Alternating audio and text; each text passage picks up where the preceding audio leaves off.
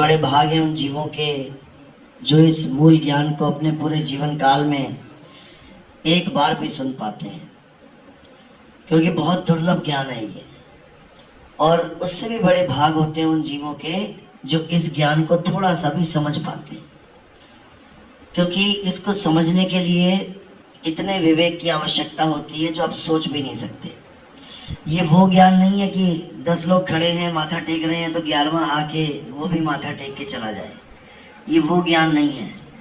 इस ज्ञान को सुनना और समझना, इन दोनों में जमीन आसमान का अंतर होता है। सुन तो कोई भी सकता है, आया बैठा सुन के चला गया, लेकिन इस ज्ञान की एक एक लाइन को, एक एक शब्द को समझना बहुत बहुत बहुत ज्यादा विवेकी पुरुष का काम होता है। ये इसको आम आदमी नहीं सुन सकता। आम आदमी इसलिए बोला मैंने कि 2 प्रकार के पुरुष हैं। एक होता है विवेकी जो हर बात को गहराई से समझता है, और एक होता है आम जिसको कुछ समझ में ही नहीं आता कि क्या बताया जा रहा है क्या नहीं। तो विवेकी पुरुषों का ही काम है सत्य को समझना, और विवेकी गुरुओं का काम है सत्य शब्द का प्रचार करना।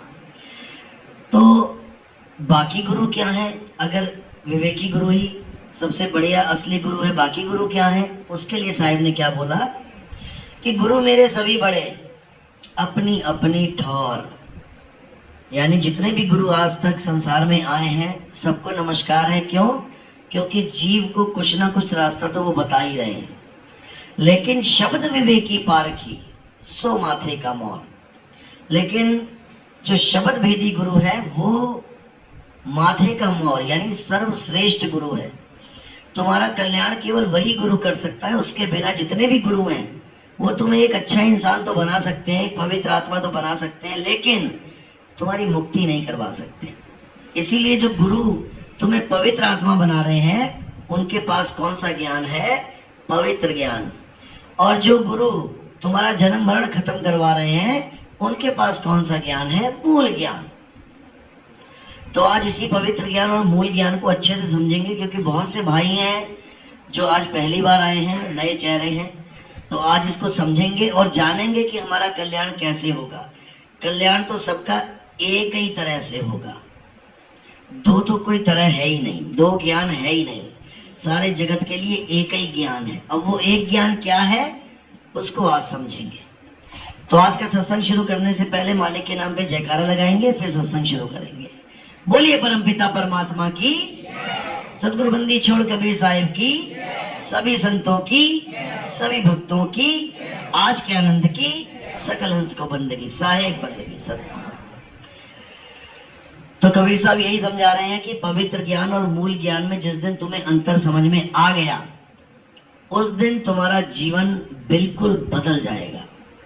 धर्मदास जी को जब मूल ज्ञान देने की बारी आई तो पहले वो क्या करते थे? वो पवित्र ज्ञान में शामिल थे, लिप्त थे। भरपूर पवित्र ज्ञान था उनके पास। पवित्र ज्ञान मतलब यानी पूजा पाठ, मंत्र जाप, अजपा जाप, कानों में उंगलियां डाल के अनहद नाद उसको सुनना, त्रिकुटी में ध्यान लगा के ज्योति प्रकाश, 5 रूहानी मंडल, 5 मुद्राएं, 5 नाम, ज्योति निरंजन, ओंकार, आरंकार, सोहंग, सतनाम, या श्वासों का अजपा जाप, सोहंग सोहंग का अजपा जाप, या फिर कोई और नाम जपना, सतपुरुष अकाल मूरत शब्द स्वरूपी राम, या कोई और देवी देवताओं के नाम जपना, ओम कलिंग हरिंग श्रिंग, ये सारे नाम, ये सब पवित्र ज्ञान में आता है। तीर्थों की पूजा करना, गंगा में स्नान करना, पर्वतों के चक्कर लगाना, जो आज भी वृंदावन में चक्कर लगाए जा रहे हैं, कौन से पर्वत के? गोवर्धन पर्वत के। ये सब पवित्र ज्ञान है। क्या इससे मुक्ति होगी? नहीं। क्या पर्वत के चक्कर लगाने से मुक्ति हो जाएगी? नहीं होगी। क्या मंत्रों के जाप से मुक्ति हो जाएगी? नहीं होगी। क्या 5 नाम जपने से मुक्ति हो जाएगी? नहीं होगी। क्या 5 नादों को सुन के मुक्ति हो जाएगी? क्या सांसों का अजपा जाप करके मुक्ति हो जाएगी? नहीं होगी। तो मुक्ति होगी किससे? ये जानना है। मुक्ति का दाता क्या है ये जानना है। 5 नाम वाले सोच रहे हैं हमारे 5 नाम जपेंगे तब मुक्ति होगी, श्वासों वाले सोच रहे हैं श्वासों का अजपा जाप करेंगे तब मुक्ति होगी। इसी प्रकार हर आदमी उस चीज को मुक्ति का साधन मान के बैठा है जो उसके गुरु ने दिया है। लेकिन साहिब क्या कहते हैं? साहिब कहते हैं कोटि नाम संसार में इनसे मुक्ति ना होए, गुप्त नाम सतपुरुष का बूझे बिरला गोए, पूछना है उसे। कहते 5 छोड़ो 50, 50 छोड़ो 5 लाख, 5 लाख छोड़ो 5 करोड़ भी नाम जप लोगे तब भी मुक्ति होने वाली नहीं है। तो करना क्या है? गुप्त नाम सतपुरुष का। अब सतपुरुष भी एक नाम है। सतपुरुष सतपुरुष सतपुरुष। कोई जपने लग जाए, किसी के गुरु ने दे दिया सतपुरुष अकाल मूर्त शब स्वरूपी राम, सतपुरुष अकाल मूर्त सब शब्द, अब वो तो सतपुरुष जप ही रहा है, इसका मतलब परमात्मा का नाम जप रहा है, तो उसकी मुक्ति हो जानी चाहिए, लेकिन नहीं होगी। क्यों? क्योंकि वो सतपुरुष का गुप्त नाम नहीं जप रहा है। सतपुरुष का गुप्त नाम उसके पास नहीं है। वो तो सतपुरुष सतपुरुष कर रहा है, उससे क्या होगा? कुछ नहीं होगा। ये सतपुरुष का नाम कहां से आया? ये 52 अक्षरों से आया। सतपुरुष का सा कहां से आया? सतपुरुष का ता कहां से आया? सतपुरुष का पा कहां से आया? 52 अक्षरों से आया। 52 अक्षर कहां से आए? 52 अक्षर इंसान ने बनाए। कब बनाए? जब वो आदि मानव था और उसकी बुद्धि विकसित हुई, धीरे धीरे उसने अक्षरों की खोज करी। हिंदी के बनाए, पंजाबी के बनाए, उर्दू के बनाए, अलग अलग आदि मानवों ने अलग अलग अक्षरों की खोज करी। अगर आदि मानव एक ही होता, यानी एक ही बंदा होता संसार में जो सारी सृष्टि को आगे बढ़ा रहा है, तो उसी की भाषा सबकी भाषा होती। तुम्हारी पुश्ते की पुश्ते निकल गई, लेकिन तुम वही बोल रहे हो जो तुम्हारे पापा बोलते थे, जो तुम्हारे दादा बोलते थे, जो तुम्हारे आगे दादा बोलते थे। वही भाषा चलती आ रही है और वही भाषा तुम हमेशा चलाओगे। हाँ, अगर तुम बीच में और कोई भाषा सीख लो, तुमने अंग्रेजी सीख ली, अब अपने बच्चों के साथ अंग्रेजी में बात करोगे, सिखाओगे उनको, तो भले वो सीख ले, वरना वही भाषा बच्चा सीखता है जो उसके माँ बाप बोलते हैं, उसका समाज बोलता है। तो इसी प्रकार ये 52 अक्षर कहां से आए? इंसान ने बनाए। इसीलिए कबीर साहब ने मना किया कि इंसान के बनाए हुए नाम तुम्हारा कल्याण नहीं कर सकते। भगवान की पूजा करता है इंसान, लेकिन कौन से भगवान की पूजा करता है? मंदिर में जो इंसान ने बनाया है। क्या बनाया इंसान ने? मूर्ति इंसान ने बनाई ना। तो इंसान के द्वारा बनाए गए नाम से भी मुक्ति नहीं होगी, इंसान के द्वारा बनाए गए भगवान से भी मुक्ति नहीं होगी। तो किससे मुक्ति होगी? उससे मुक्ति होगी जिसने इंसान को बनाया है। 2 प्रकार के भगवान हैं, एक भगवान जिसने इंसान को बनाया और एक भगवान जो इंसान ने बनाया। तो कौन सा वाला चाहिए? जिसने इंसान को बना दिया, उसको जानना है। जो इंसान को चला रहा है उसको जान रहा है, उसको जानना है। इंसान कितनी मूर्तियां बना दे, क्या मूर्तियां बोल रही हैं? इंसान कितनी सुंदर मूर्ति बना दे, क्या मूर्ति खाना खा रही है? क्या मूर्ति चल रही है? मूर्ति आशीर्वाद दे रही है? नहीं दे रही है। बल्कि हल्की सी मूर्ति टूट जाए तो उसको उठा के मंदिर से बाहर निकाल दिया जाता है, यानी भगवान को ही बेदखल कर दिया मंदिर से। तो भाई उससे मुक्ति होने वाली नहीं है। लेकिन हाँ, ये जरूरी भी है। क्यों? क्योंकि जब तक तुम डॉक्टर नहीं बन गए, जब तक तुम इंजीनियर नहीं बन गए, तब तक LKG UKG पहली दूसरी 8वीं 10वीं 12वीं तो करते ही हो। कि कोई डॉक्टर कहे नहीं जी मैं तो कभी आंगनबाड़ी गया ही नहीं, मैं तो फर्स्ट क्लास में गया ही नहीं, मैं तो डॉक्टर हूँ सीधा, नहीं है। पहली दूसरी उसको भी करना पड़ेगा। अब जैसा जिसको समाज मिलेगा वैसी उसकी पहली दूसरी होगी। अगर कोई हिंदू है तो उसकी पहली दूसरी 5वीं कहाँ हो रही है? मंदिर में। अगर कोई मुसलमान है उसकी पहली दूसरी कहाँ हो रही है? मस्जिद में। अगर कोई सिख है उसकी पहली दूसरी 5वीं कहाँ हो रही है? गुरुद्वारे में। अगर कोई ईसाई है तो उसकी पहली दूसरी हो रही है चर्च में। लेकिन क्या सारी उम्र पहली दूसरी में ही रहना है? नहीं रहना है, आगे बढ़ जाना है। अब आगे बढ़ के कहाँ जाओगे? मंदिर छोड़ के क्या मस्जिद में जाओगे? मस्जिद छोड़ के क्या चर्च में जाओगे? आजकल यही हो रहा है। हिंदुओं को मुसलमान बनाया जा रहा है, मुसलमान को वो ईसाई बना दे रहे हैं, ईसाई को फिर वही हिंदू बना दे रहा है। यानी मस्जिद छोड़ी मंदिर में चले गए, मंदिर छोड़ा चर्च में चले गए। यानी पहली दूसरी छोड़ी हिंदुओं वाली मुसलमानों वाली पहली दूसरी में चले गए, मुसलमानों वाली पहली दूसरी छोड़ी ईसाइयों वाली में चले गए। अरे भाई पहली दूसरी कहीं भी कर लो, कोई बात नहीं।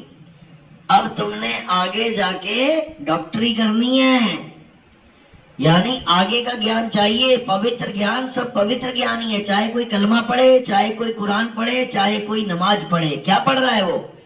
52 अक्षर। 52 अक्षरों के बिना कुरान लिखी जाएगी क्या? अब चाहे कोई वेद पढ़े, चाहे कोई पुराण पढ़े, चाहे कोई मंत्र जपे, चाहे कोई आरतियां गाए मंदिर में, क्या कर रहा है वो? किसको पकड़ के बैठा है? 52 अक्षर। अब चाहे वो गुरु ग्रंथ साहब को पढ़े, बाणियां पढ़े, अरदासें करे, क्या कर रहा है वो? वाहेगुरु वाहेगुरु कर रहा है। क्या पकड़ के बैठा है? 52 अक्षर। अब चाहे कोई ईसाई बन जाए, उसमें वो सारी प्रेयर कर रहा है, सुबह से लेकर शाम तक प्रेयर ही प्रेयर कर रहे हैं ये लोग। Hallelujah hallelujah. क्या पकड़ के बैठे हैं? 52 अक्षर। अब ये 52 अक्षर की पढ़ाई हर धर्म में पढ़ाई जा रही है, क्योंकि जरूरी है। अगर 52 अक्षरों की पढ़ाई तुम नहीं पढ़ोगे तो नी अक्षर को कब जानोगे? इसलिए साहिब कह रहे हैं कि जो जीव से बोला जाए, जो जीव से कहने में आ जाए, वो 52 अक्षर है। और सारे धर्मों में 52 अक्षर प्रधान बना बैठा है, हर धर्म में। तो साहिब कह रहे हैं 52 अक्षर जीव आधारा, आदि अक्षर जीभ्या से न्यारा, वाही को सत सिमरण कहिए, सिमर सिमर नर उतरो पारा। अब 52 अक्षरों की पढ़ाई बहुत पढ़ ली, बचपन से बुढ़ापा आ गया, अब नी अक्षर की पढ़ाई पढ़ेंगे। अब नी अक्षर क्या है? नी अक्षर है तुम्हारा आत्म स्वरूप, तुम्हारा आत्म स्वरूप, तुम्हारा खुद का स्वरूप। अगर तुमने वो पढ़ाई पढ़ ली तो तुम समझ लो कि तुमने ये जन्म सफल कर लिया। और अगर वो पढ़ाई ना की और केवल 52 अक्षर ज्योति निरंजन करते रहे, केवल ओमकार ओमकार करते रहे, वाहेगुरु वाहेगुरु, अल्लाह अल्लाह, राम राम, गॉड गॉड करते रहे, तो ये पढ़ाई पूरी होने वाली नहीं है। इसी पढ़ाई को कहते हैं आत्मज्ञान।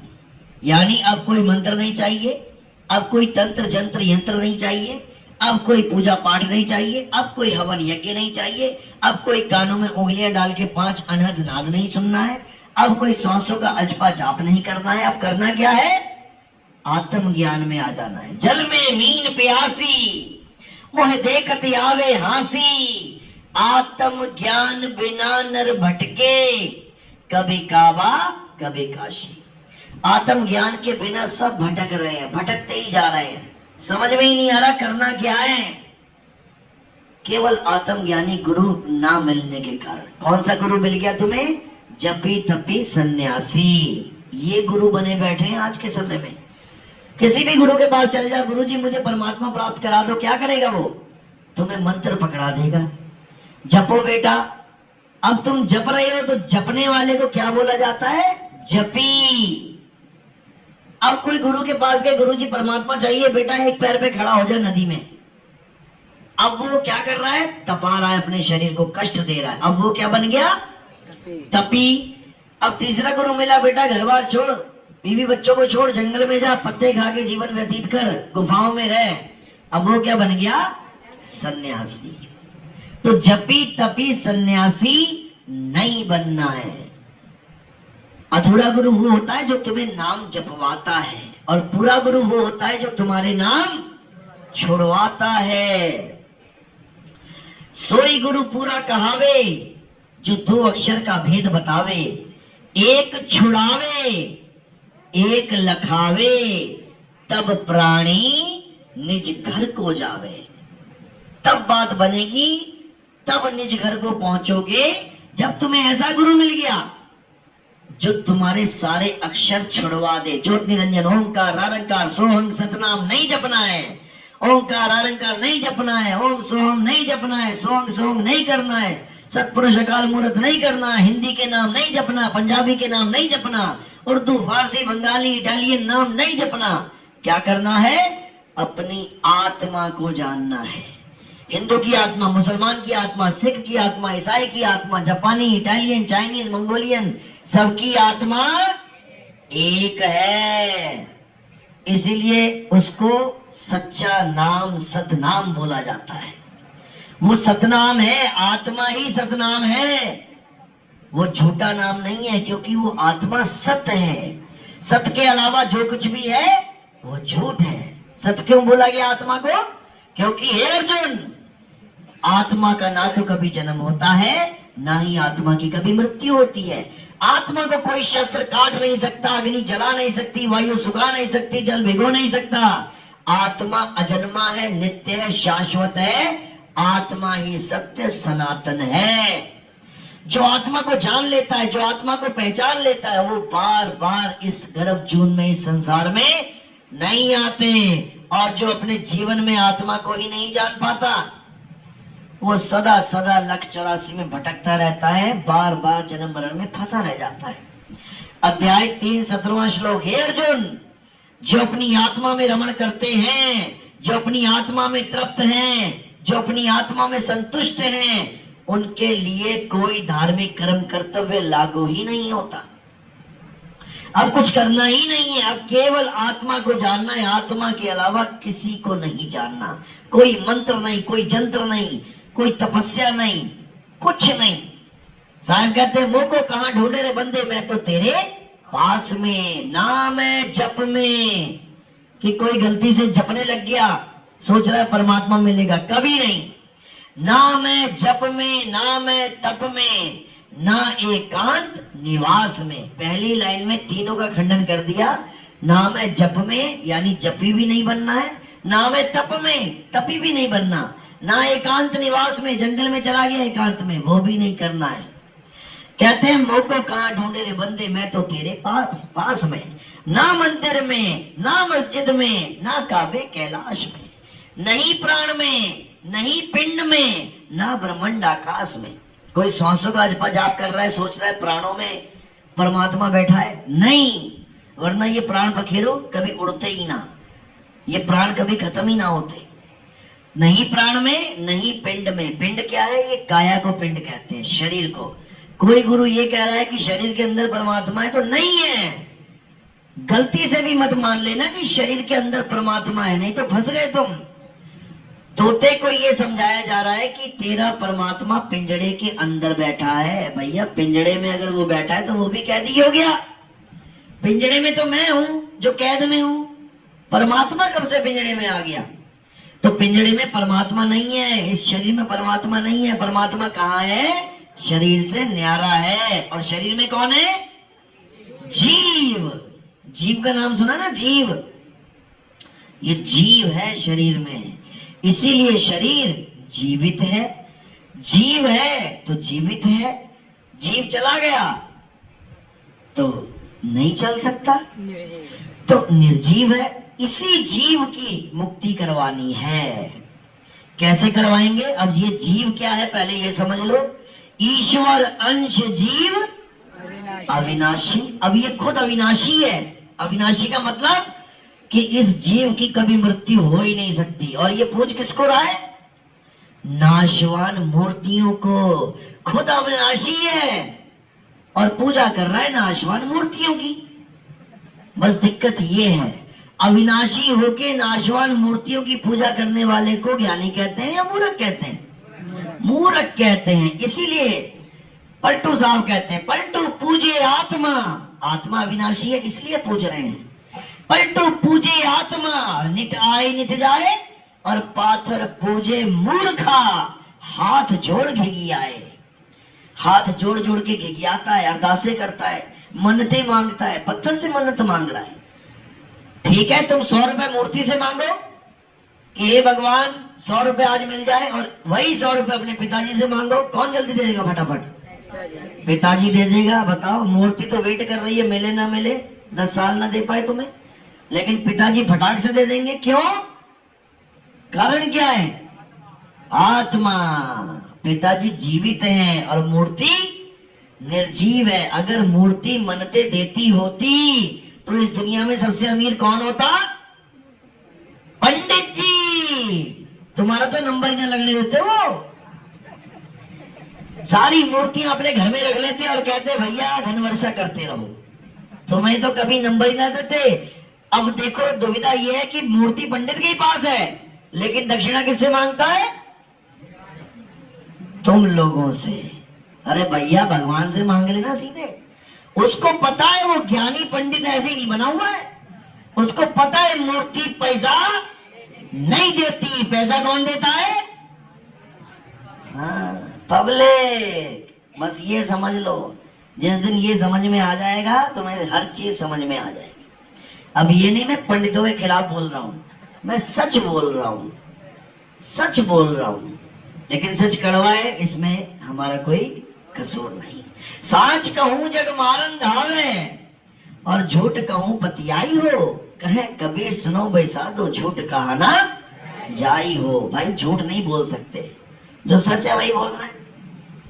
तो बात इतनी सी है, यानी अब कोई मंत्र नहीं जपना, अब कोई तंत्र नहीं, कोई यंत्र नहीं, कोई पूजा नहीं, कोई पाठ नहीं, कोई हवन नहीं, कोई यज्ञ नहीं, कोई तीर्थ स्थान नहीं, कोई पर्वत की परिक्रमा नहीं, अब कुछ नहीं। अब क्या करना है, अब तुम बड़ी क्लास में आ गए। यानी पहले तुम्हारे पास स्कूल की क्लास थी, छोटे बच्चे थे, तो बैग देखो कितना बड़ा लदा होता है, हिंदी की, अंग्रेजी की, साइंस की, इसकी उसकी, 20 किलो का बैग बन जाता है।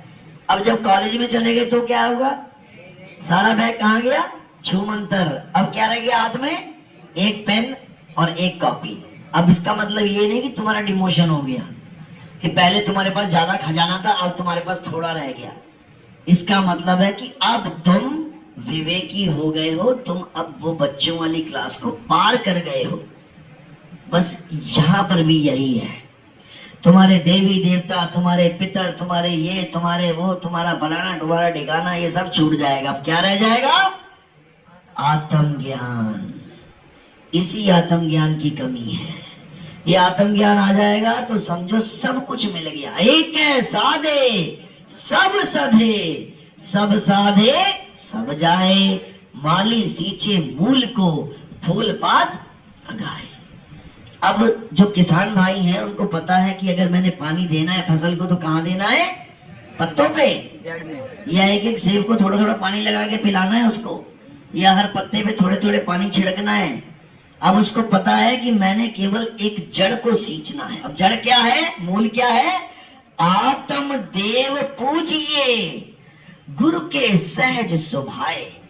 गुरबाणी में लिखी है बाणी है गुरु ग्रंथ साहब में कि अगर तुमने किसी की पूजा करनी है तो वो केवल आत्मदेव है, जिसको कोई छू तक नहीं सकता, मारना तो बहुत दूर की बात है। वही परमात्मा है, उसी को जानना है। आत्म में राम, राम में आत्म, चीनस गुरुमुख विचार है। उसी आत्म देव को नाम कहते हैं। नाम जो हम गुरु के पास जाते हैं, गुरु जी मुझे नाम दान दे दो, वो आत्म ज्ञान ही नाम है। ये दुनिया भर के नाम जो फैला दिए ये तो झूठे नाम है, नकली नाम है। ये परमात्मा एक है, लेकिन गुरुओं के पास जाओ तो कोई 3 पकड़ा देता है, कोई 5 पकड़ा देता है, कोई 10 पकड़ा देता है। भैया परमात्मा एक है तो उसका नाम भी एक होना चाहिए। फिर ये 5-5, 7-7, 10-10 नाम किसके हैं, खुद नहीं पता लोगों को कौन है। पांचों नामों का विश्लेषण करो कि जो तुम नाम जप रहे हो क्या तुम्हें पता है कि वो कौन है। जैसे मैं बोलता हूँ श्री रामचंद्र, सबको पता है कौन है। हनुमान जी, सबको पता है कौन है। देवी दुर्गा माता, सबको पता है कौन है। भैरवनाथ, सबको पता है। गोरखनाथ, सबको पता है। अब मैं कह रहा हूं रारंकार, अब ये कौन आ गया। अब मैं कह रहा हूं सोहंग, अब ये कौन है सोहंग भाई। ज्योत निरंजन, ये कौन है भाई ज्योत निरंजन। इसको समझना पड़ेगा। ये ज्योत निरंजन कोई अकेला नहीं है। ज्योत निरंजन, ज्योत निरंजन, ये 2 शब्दों का मेल है, ज्योत प्लस निरंजन। जैसे हम कहते हैं जय सिया राम। अब जय सिया राम का मतलब ये नहीं केवल एक राम जी की बात चल रही है, साथ में सिया भी लगी है, सीता भी है। इसी प्रकार ज्योत निरंजन कौन है, ये हस्बैंड एंड वाइफ हैं। ये दोनों हस्बैंड एंड वाइफ हैं। ज्योत निरंजन, ज्योत का मतलब है ज्योता वाली माता तेरी सदाई जय। ये हो गई ज्योत। अब ये निरंजन कौन है भाई, अलग निरंजन। इसी को हम और भी नामों से जानते हैं। ज्योत का मतलब है माया, माता, जग जननी, महामाई, महामाया। अब माया का पति कौन है, सबको पता है। माया के साथ इसका नाम लिया जाता है हमेशा, और पति का नाम पहले लिया जाता है, मन माया। अब ये सृष्टि किसकी बनी हुई है, मन माया की। यही इसके रचयिता हैं और यही त्रिलोकी नाथ भी हैं। 3 लोक के मालिक हैं ये, मन और माया। इसी को ज्योत निरंजन कहा जाता है। अगर आपको ये बात पे यकीन ना हो, आप राधा स्वामी सत्संग व्यास वालों का ग्रंथ उठाएं, जो सार वचन संग्रह है व्हाइट वाला, उसके पीछे शब्दार्थ लिखे हुए हैं। आप उस पे ज्योत निरंजन, ओंकार, रारंकार, सोहंग, इन चारों के आप अर्थ देख सकते हैं, लेकिन सतनाम का आपको अर्थ वहां पर भी नहीं मिलेगा, क्योंकि सतनाम भेद है। सतनाम कोई जाप नहीं है कि तुम जपने लग जाओ सतनाम सतनाम सतनाम सतनाम। अरे सत्य नाम कोई नाम नहीं, ये है आपन रूप, और जो जाने इस भेद को पावे आप स्वरूप। सतनाम कोई मंत्र नहीं है कि गुरुजी ने मंत्र दे दिया सतनाम सतनाम। सतनाम तुम्हारा सत्य स्वरूप है, तुम्हारा आत्म स्वरूप है, जिसके लिए बोला हे अर्जुन, जो अपने आत्म स्वरूप में स्थिर हो जाते हैं वही स्थित प्रज्ञ कहलाते हैं। केवल उन्हीं की मुक्ति होगी, बाकी सब धक्के खाते हुए 184 में चले जाएंगे। क्योंकि जो सतनाम को जानता है वो किसी पर निर्भर नहीं रह जाता है। अर्जुन, जो अपनी आत्मा को जान लेते हैं, जो अपने आत्म ज्ञान को प्रकट कर लेते हैं, वो अन्य किसी जीव पर निर्भर नहीं रह जाते। अध्याय 3 18वां श्लोक, अध्याय 3 का 17 और 18वां श्लोक घोट के पी जाओ, क्योंकि तुम्हारी मुक्ति में जो बाधा है वो इसी दोनों श्लोकों को पढ़ के समझ में आएगी कि क्या बाधा है। पहली बाधा ये है कि आत्म ज्ञान के अलावा तुम्हें सारा ज्ञान मिल रहा है, ये पहली बाधा है। आत्मा को छोड़ के तुम्हें मंत्र मिल रहे हैं, हिंदी के नाम, पंजाबी के नाम, उर्दू के नाम, अरबी के नाम, दुनिया भर के नाम, यही सबसे बड़ी बाधा है, छोड़ इसको। और दूसरी बाधा क्या है कि अपने आत्मा के अलावा किसी और पर विश्वास कर लेना कि मेरी मुक्ति वो करेगा। सबसे बड़ी बाधा 2 नंबर पे ये है। और अध्याय 3 में 17 और 18 श्लोक में यही बंधन काटे गए हैं कि जो अपनी आत्मा में रमण करते हैं, किसी और की आत्मा में नहीं, कि कोई गुरुजी के चक्कर में पड़ा है, मेरा गुरु मुझे पार कर देगा। वो गुरु अगर ये कह रहा है मैं तुम्हें पार कर दूंगा, तो वही सबसे बड़ी बाधा है तुम्हारी मुक्ति में। याद रखना इस बात को। जो गुरु तुम्हें ये कह के काम सिखा रहा है, बेटा घबरा मत, मैं तेरी दुकान पे भी आके सारे काम कर दिया करूंगा। खोलोगे दुकान तुम, पता लगा गुरुजी एक्सपायर हो गए, वहां सारी लाइन लगी पड़ी है, मैंने पंखा दिया था, मैंने ये दिया था, मैंने वो दिया था, वापस कर ले जी, हो गया काम। कुछ होने वाला नहीं है। गुरु वो होता है जो तुम्हें अपने जैसा बना ले। गुरु को कीजिए दंडवत कोटि कोटि प्रणाम, कीट न जाने भृंग को गुरु कर ले आप समान। एक हंस ही दूसरे हंस को उड़ना सिखाएगा, लेकिन कभी कंधे पे लाद के नहीं ले जाएगा। कभी देखा तुमने एक चिड़िया दूसरी चिड़िया को कंधे पे लाद के ले जाती है? रोज उड़ना वही सिखाएगी, लेकिन लाद के कभी नहीं ले जाएगी। क्यों? क्योंकि वो ये कहती है अरे बेटा तेरे पास भी पर हैं, ये पर क्या फोटो खींच के माला चढ़ाने के लिए रखे हुए हैं, यही तुझे उड़ा के लेके जाएंगे। तो यही कबीर साहब कह रहे हैं, एक डाल दो पंछी बैठे, एक गुरु एक चेला, और गुरु की करनी गुरु भरेगा, चेले की करनी चेला। तो उड़ जा हंस, कर दिया ना अकेला। अकेले ही जाना है। इस दुनिया में तुम आए थे अकेले और जाओगे भी अकेले। अब गुरु का क्या क्या काम है बीच में? गुरु का काम है केवल तुम्हें एड्रेस बताना कि तुमने जाना कहाँ है, आए हो तुम कहाँ से, जाना तुम्हें कहाँ है, इतना बस विचार लो, हो गया भजन। क्या 5 नाम जप रहा है, क्या 7 नाम जप रहा है, क्या 20 नाम जप रहा है, छोड़ हटा इसको। अब करना क्या है? ना कहीं आना ना कहीं जाना, आपे में आप समाना। कोई सतलोक नहीं जाना, कोई नरक लोक नहीं जाना, कोई स्वर्ग लोक नहीं जाना, कोई ब्रह्मलोक नहीं जाना, कहीं आना जाना है ही नहीं। ना कहीं आना ना कहीं जाना। कोई गुरु कहे सतलोक ले चलेंगे तुम्हें, भैया तुम्हें ही जाओ, हमें नहीं जाना। क्यों? क्योंकि फिर कहोगे सतलोक से ऊपर भी एक लोक है, अगम लोक है, तो यानी सतलोक फीका पड़ गया, सतलोक झूठा पड़ गया। अब अगम लोक को जा रहे हैं महाराज जी, अगम लोक में बैठे, चलो अब यहाँ आराम से सोते। ना ना बेटा सोना नहीं है, आगे चलना है। अच्छा आगे भी जाना है, और कहाँ जाना है? अलख लोक में। अच्छा जी चलो वहां आराम करेंगे, वहां भी कान पकड़ लिया, नहीं बेटा और आगे जाना है।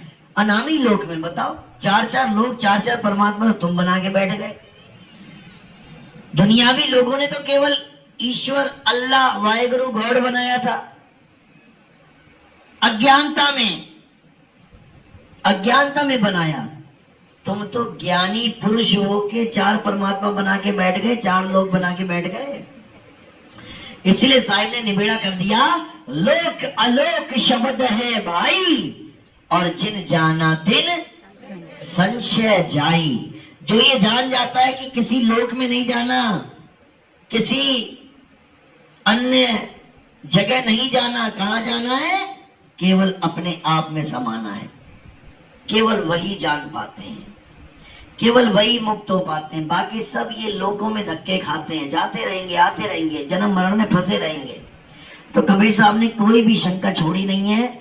लेकिन लोग अपनी आत्मा को नहीं जान पाते, आत्म ज्ञान को नहीं जान पाते। आत्म ज्ञान का मतलब है अपना ज्ञान, मेरा ज्ञान, मैं क्या हूं।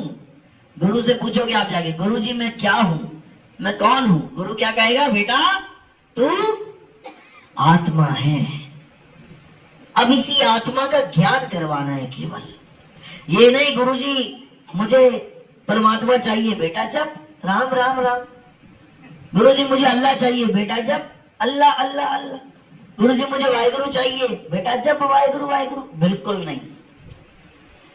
अल्लाह ईश्वर राम कहाँ है? तुम्हारी आत्मा में विराजमान है। बस तुम्हें आत्मा का ज्ञान चाहिए, बस इतना समझ लो। ज्यों तिल माही तेल है, ज्यों चकमक में आग, तेरा साईं तुझ में है, जाग सके तो। जब मेरा साईं मुझ में है तो सतलोक में कौन बैठा है फिर? जब मेरा साईं मुझ में है तो अलग लोक में कौन बैठा है कुर्सी लगा के? मेरा साईं मुझ में है तो फिर ये अनामी लोक में कौन बैठा है? कौन बैठा है? कौन बैठा है? अकेला निरंजन बैठा है। वो क्या करेगा अकेला? ज्योति निरंजन अकेला नहीं बैठा, वो मन माया की लहर में चित्त स्थिर नहीं होए। जो बैठा है वो निरंजन है, और उसके आसपास जो बढ़िया बढ़िया रोशनियां चल रही हैं वो क्या है? वो माया है। दोनों एक साथ रहते हैं और अपनी ही माया में उलझा उलझा के जीव को मारते हैं। इसलिए कबीर साहब कह रहे, कस्तूरी कुंडल बसे और मृग ढूंढे सतलोक माही। कस्तूरी कुंडल में, सतलोक में ढूंढ रहा है मृग। और ऐसे रमता राम है ये दुनिया जाने नहीं। वो रमता राम सब में रमा हुआ है। कहाँ ढूंढोगे उसे? कौन से सतलोक जाओगे भाई? कौन सा अलग लोग हम लोग? छोड़ो उसको, खुद को जानो, तुम्ही में वो मालिक छुपा हुआ है। यही समझा रहे हैं, आत्म ज्ञान को जानो। आत्म ज्ञान का मतलब ये नहीं किसी और का ज्ञान। जैसे आप आत्म कथा लिखते हो, आत्म कथा में क्या लिखोगे? मेरा पड़ोसी बहुत अच्छा आदमी है। क्या लिखोगे? अपने बारे में अपना ज्ञान लिखोगे। आत्म ज्ञान, आत्म कथा यानी अपनी कथा। आत्महत्या का क्या मतलब है? 5 भैंसे मार दी उसने, आत्महत्या कर ली। अपनी हत्या करना, अपने गोली मार लेना आत्महत्या है। आत्म रक्षा किसकी रक्षा है? अपनी रक्षा। आत्म कल्याण किसका कल्याण है? अपना कल्याण। आत्म निर्भर किस पे निर्भर? खुद पे निर्भर। यानी दूसरे का कोई रोल ही नहीं है तुम्हारे जीवन में। जहां आत्म लग गया वो तुम्हारे लिए बात की जा रही है। इसी प्रकार आत्म ज्ञान क्या है? मुझे मेरा ज्ञान मिल जाए कि मैं हूं क्या। और ये कौन बताएगा? मंत्र ज्ञानी, 5 नाम जपने वाला बताएगा। जो खुद ही 5 नाम जप रहा है वो तुम्हें आत्म ज्ञान क्या देगा? जो खुद ही पत्थर पूज रहा है वो तुम्हें आत्म ज्ञान क्या देगा?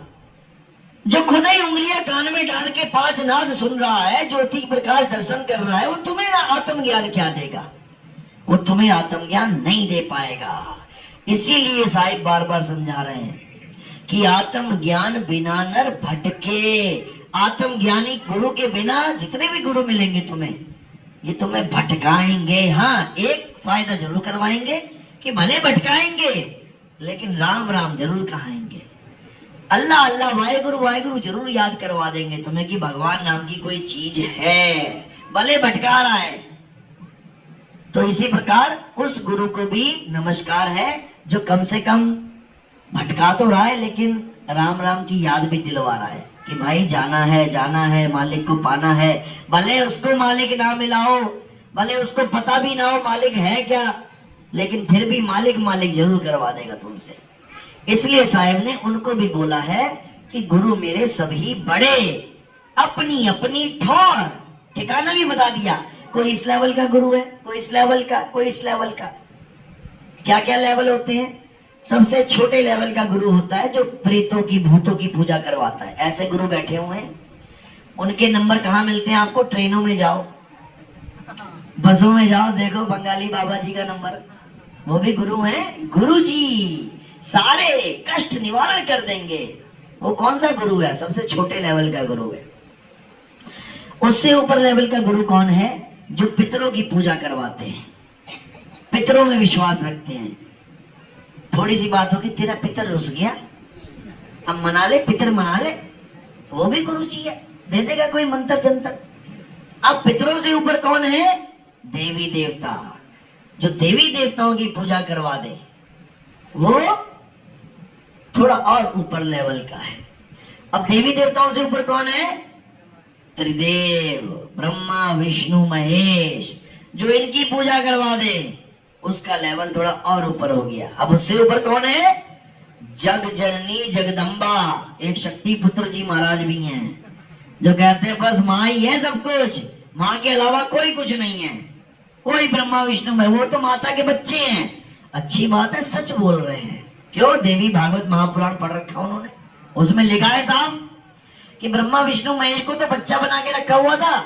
उसके बाद जब घुमाने लेके गई तो ब्रह्मा जी को ब्रह्मा दिखाई दे रहा है, विष्णु जी को एक और विष्णु दिखाई दे रहे हैं, और शंकर जी को एक और शंकर जी दिखाई दे रहे हैं। लेकिन कोई समझ ही नहीं पाया ये है कौन, ये कौन दिखाई दे रहा है अलग अलग रूपों में।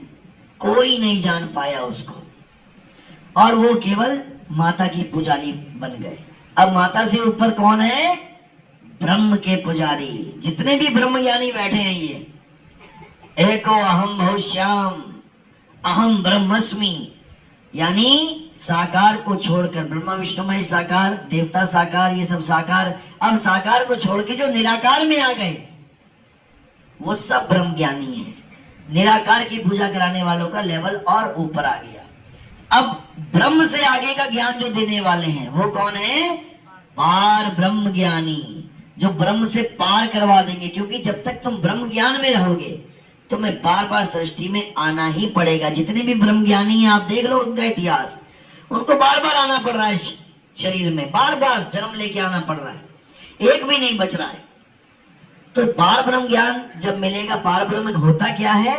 पार ब्रह्म का ज्ञान है आत्म ज्ञान, यानी देवी देवताओं से भी ऊपर, पितरों से ऊपर, भूत प्रेतों से भी ऊपर, त्रिगुणों से ऊपर, माया से ऊपर, और मन से, मन यानी ब्रह्म, मन से भी ऊपर क्या है?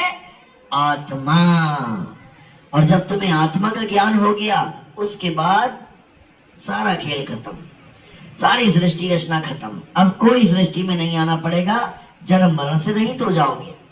तो यही आत्म ज्ञान कबीर साहब समझा समझा के थक गए, लेकिन ये जीव, मूर्ख जीव, ये समझ नहीं सका।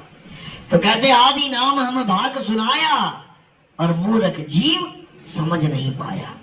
तो मालिक की दया होती है, अरदास केवल संत लगाते हैं मालिक से, लेकिन दया उसी की होती है, तब जाकर ये मूल ज्ञान समझ में आता है। नहीं तो कोई माई का लाल इस मूल ज्ञान को समझ सकता ही नहीं है, नहीं तो गुरु की जरूरत ही ना पड़े। तो कबीर साहब ने गुरु की महिमा गाई है, लेकिन किसी गुरु के ऊपर आश्रित होने को मना भी किया है। बिना गुरु के ज्ञान भी नहीं होगा, लेकिन गुरु पे आश्रित भी नहीं रहना है। वरना स्कूल में जो बच्चे हैं, अच्छी बात है गुरु बनाया, लेकिन गुरु पे आश्रित हो जाए, यानी पेपर में गुरु पास करवा देंगे, नकल करवा देंगे, तो वो काम भी गलत हो जाएगा। गुरु वो है जो अपने जैसा आपको बना ले, इसके अलावा सब झूठ है। तो यही कबीर साहब बार बार समझा रहे हैं। और सबसे बड़ा खेल है इस काया का। जब तक तुम्हें इस काया का ज्ञान नहीं हो गया, काया क्या है? एक मकान है। काया एक मकान है, एक किराए का मकान है जिसमें तुम रहते हो। किसी को 10 साल, किसी को 20 साल, किसी को 50, किसी को 100 साल के लिए मिला है। अब ये मकान मिलता कहाँ पे है? माँ के गर्भ में। माँ के गर्भ में ये मकान लेके आती है तुम। ये चलता फिरता मकान है।